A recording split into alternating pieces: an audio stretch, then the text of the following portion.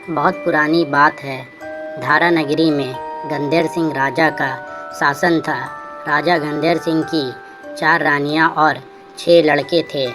राजा के सभी पुत्र बहुत ही बलवान और चतुर थे। उन्हीं में एक विक्रम भी थे। संयोगवश एक दिन राजा गंधेर सिंह की मृत्यु हो जाती है और उनकी जगह राजा का बड़ा बेटा शंख गद्दी पर बैठता है और धारा नगरी का संचालन करता है। बहुत ही राजा शंख बहुत बड़ा अभिलाषी प्रवृत्ति का इंसान था। उसका मन राजकाज में नहीं लगता था। राजा शंख की विलासिता के कारण धारा नगरी की स्थिति दिन प्रतिदिन खराब होने लगी और राजकोष घटने लगा। दुश्मनों की नज़रें भी अब धारा नगरी पर पड़ने लगी थी। प्रजा और सभी मंत्रीगण चाहते थे कि गंधर्व सेन राजा के पुत्र विक्रम राजा बने और गंधर्व सेन धारा नगरी का संचालन करे। विक्रम से भी अपनी प्रजा और धारा नगरी की दुर्दशा देखी नहीं जा रही थी। सभी लोग विक्रम के साथ थे। एक दिन विक्रम ने कुछ सिपाहियों की मदद से राजा शंख को मार डाला और खुद राजा बन गया, जिसके बाद धारा नगरी की उन्नति होने लगी और धीरे धीरे वह पूरे जम्बूद्वीप भारत का राजा बन गया। एक दिन राजा विक्रम के मन में विचार आया कि उसे घूमकर यात्रा करनी चाहिए और जिन देशों के नाम उसने सुने हैं उनको देखकर आना चाहिए। राजा विक्रम ने अपने छोटे भाई भर्तहरि को राज्य का संचालन सौंपा और खुद योगी बनकर राज्य भ्रमण के लिए निकल पड़े। धारा नगरी में एक ब्राह्मण देवता तप करते थे, जिसकी तपस्या से प्रसन्न होकर भगवान ने उसे एक फल दिया और कहा कि जो भी इस फल को खाएगा वो अमर हो जाएगा और उसके अमरत्व की प्राप्ति हो जाएगी। ब्राह्मण ने अमर फल लाकर अपनी पत्नी को दिया और सारी बात बता दी।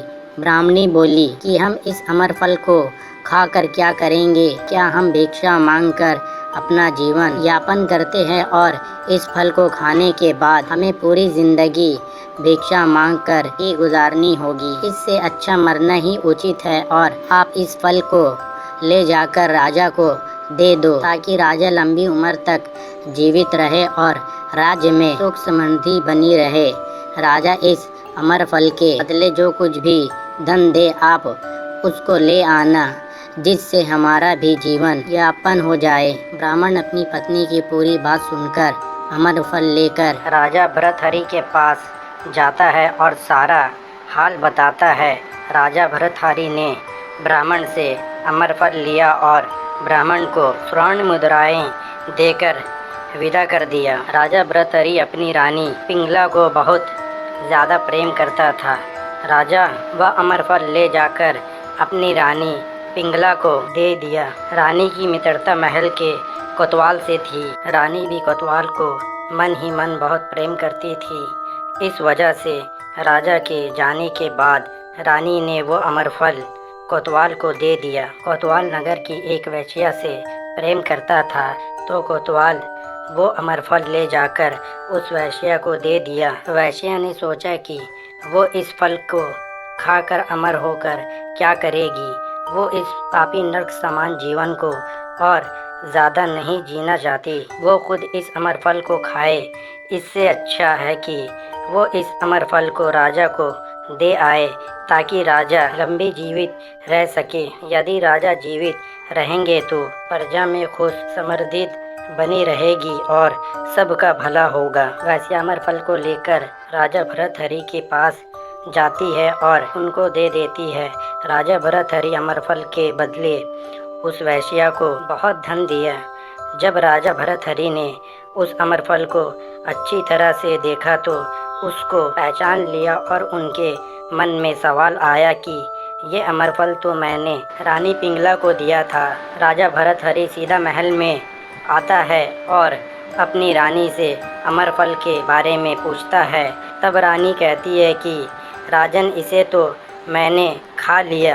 तभी राजा भर्तहरि ने अमर फल निकालकर रानी के सामने रख देता है। डर जाती है और पूरी बात राजा भर्तहरि को बता देती है। जब राजा भर्तहरि ने पूरी बात का पता लगाया तो राजा को घात हुआ कि वो सच बोल रही है। जिसके बाद राजा ने कोतवाल को बुलाया और कोतवाल ने भी पूरी बात बताई कि इसने ये अमरफल रानी से लेकर नगर की वैश्या को दिया था। जिसके बाद राजा भर्तहरि बहुत दुखी हो गया और उन्होंने सोचा कि ये दुनिया एक माया जाल है, इसमें कोई भी अपना नहीं है। राजन ने अमरफल लिया और उसे खुद ही खा लिया और बाद में राजपाट छोड़कर योगी का भेष बनाकर जंगल में तपस्या करने चले गया। राजा भर्तहरि के जंगल में जाने के पश्चात धारा नगरी की गद्दी खाली हो गई। जब भगवान इंद्र को उसके बारे में पता चला तो उन्होंने एक देव को धारा नगरी की सुरक्षा के लिए भेज दिया। वह देव धारा नगरी में ही रहकर राज्य की सुरक्षा करने लगा। जब राजा विक्रम को राजा भर्तहरि की बात का मालूम हुआ तो वो वापस अपने देश लौट आए। जब आधी रात के समय जब राजा विक्रम धारा नगरी में प्रवेश कर रहे थे तब भगवान इंद्र के द्वारा भेजे गए देव ने विक्रम को रोका। तब राजा विक्रम ने कहा, मैं यहाँ का राजा विक्रम हूँ, ये मेरा राज्य है और तुम मुझे रोकने वाले कौन होते हो? देव बोलता है, मुझे भगवान इंद्र ने इस राज्य की सुरक्षा के लिए भेजा है। यदि तुम सच्चे राजा विक्रम हो तो पहले मुझसे लड़ो और यह सिद्ध करो कि तुम ही राजा विक्रम हो। दोनों में युद्ध होता है और राजा विक्रम थोड़ी ही देर में देव को हरा देते हैं। तब देव बोलता है कि हे राजन, आपने मुझे हरा दिया, मैं आपको जीवन दान देता हूँ। उसके बाद देव राजा विक्रम को एक कथा सुनाता है। एक नगर में एक ही नक्षत्र में आप जैसे 3 आदमी जन्म में थे। तुमने राजा के घर में जन्म लिया, दूसरे ने तेली के घर में और तीसरे ने कुम्हार के घर में जन्म लिया। तुम धारा नगरी के राजा बने, तेली पाताल लोक में राजा बना और तीसरा महान साधु बना। आपसी शत्रुता तथा लोभ के कारण कुम्हार ने योग साधना की अर्जित ज्ञान से तेली को मारकर शमशान में बनी पीपल के पेड़ में लटका दिया और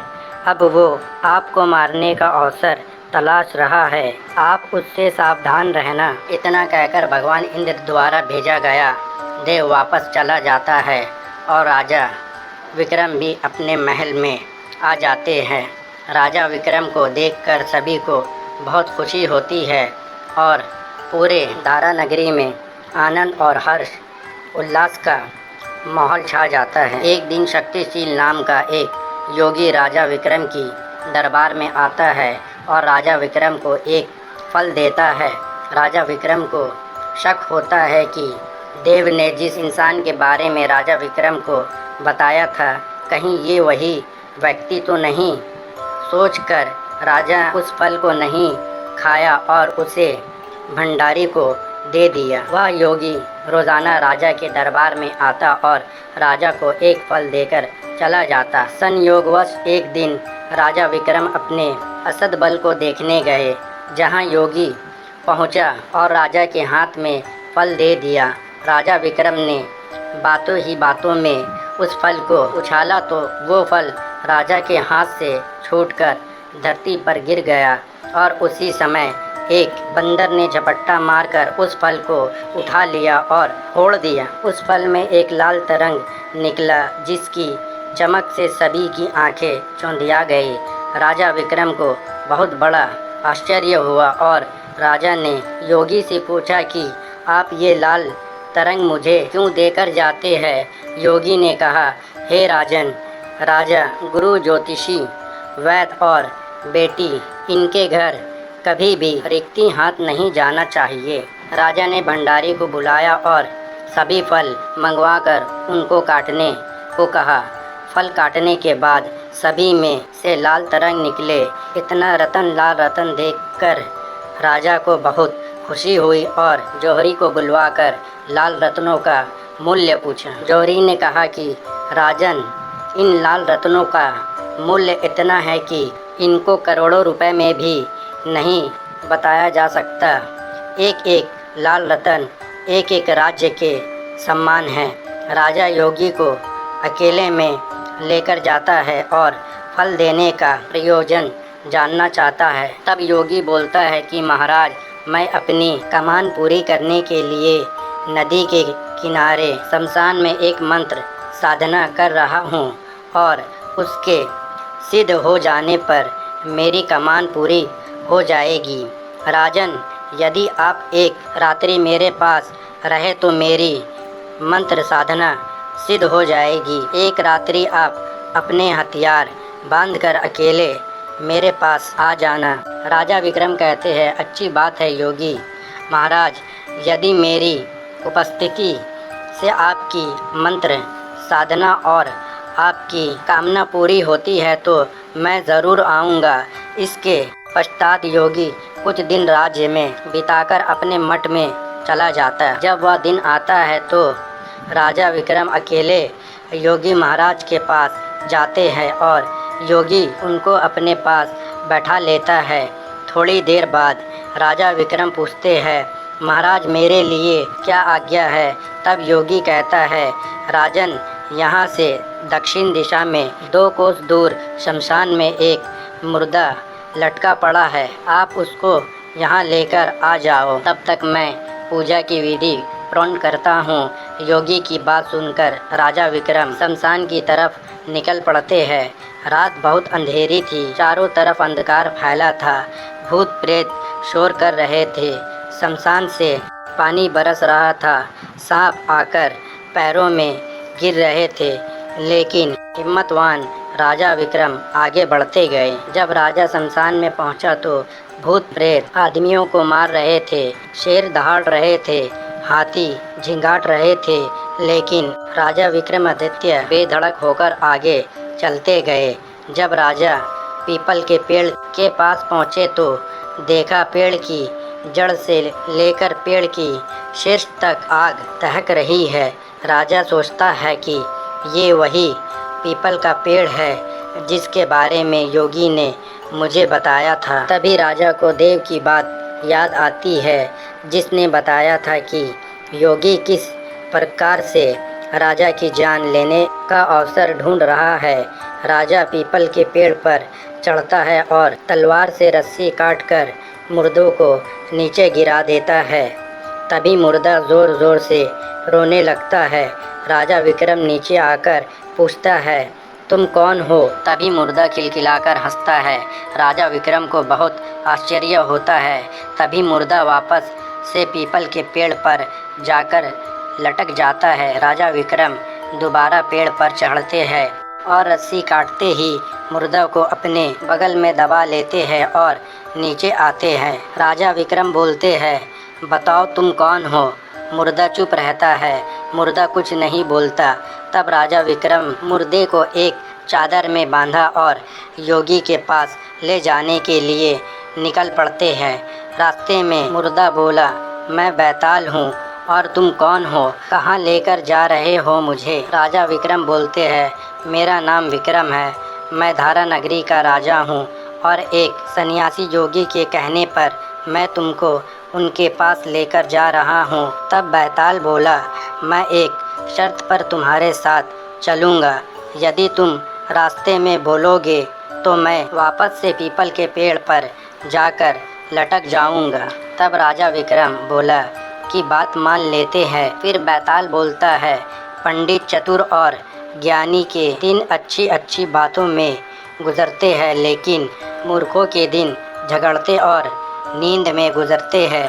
अच्छा है कि हमारा रास्ता अच्छी भली बातों की चर्चा में गुजर जाए। बैताल बोला, राजन, मैं तुम्हें एक कहानी सुनाता हूँ, लेकिन तुम कुछ भी नहीं बोलोगे और ना ही कोई सवाल जवाब करोगे।